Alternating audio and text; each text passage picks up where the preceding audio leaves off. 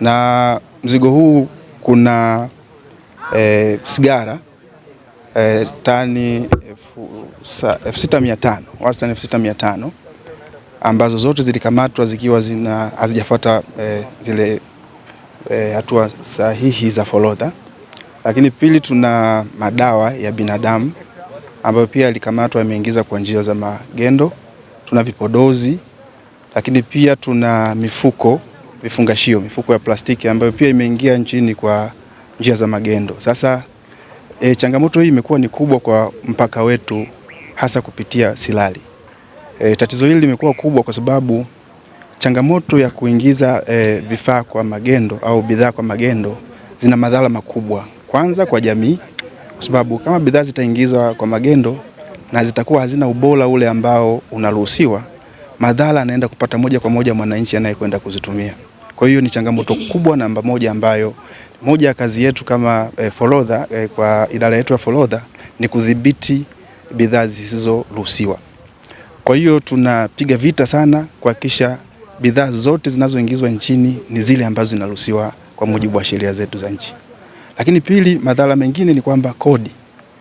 Kama mtu ataingiza bidhaa bila kufuata sheria, kwa maana kwa njia ya magendo, maana yake analeta ushindani usio sawa kwenye soko. Mwingine ataingiza bidhaa na atalipa kodi. Alafu yule ambaye ataingiza bidhaa bila kulipa kodi, maana yake atauza kwa bei ya chini. Hivyo ataharibu mtiririko mzima ule wa biashara.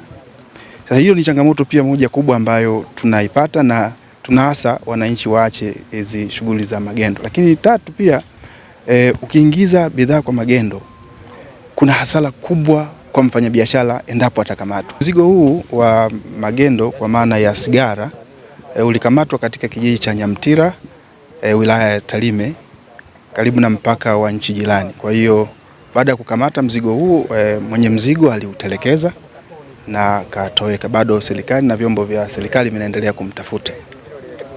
Magendo yanaendelea kupungua kwa sababu pia tunatumia njia mbalimbali, hasa hususan njia ya kutoa elimu kwa makundi mbalimbali. Tunakutana na makundi mbalimbali kuwaelimisha kuhusu madhara ya magendo, lakini pia kuona ule uzalendo kwa ajili ya kujenga taifa letu. Magendo imekuwa ikifanyika, lakini ni ukosefu tu wa uzalendo, kukosa uzalendo, kufanya biashara ambayo ni halali na wengine kuwa na tamaa ya kutaka kujinufaisha. Wananchi wote wafuate taratibu na inapowezekana watoe taarifa kwa serikali ili tuendelee kujenga uchumi imara wa mkoa wetu na nchi kwa ujumla. Na baadaye tuendelee kuwalinda wananchi wetu. Kwa hiyo kikubwa ninawapongezeni sana idara ya forodha kwa kazi hii kubwa sana mlioifanya. Na kwa sisi kama serikali tutaendelea kuwa imara.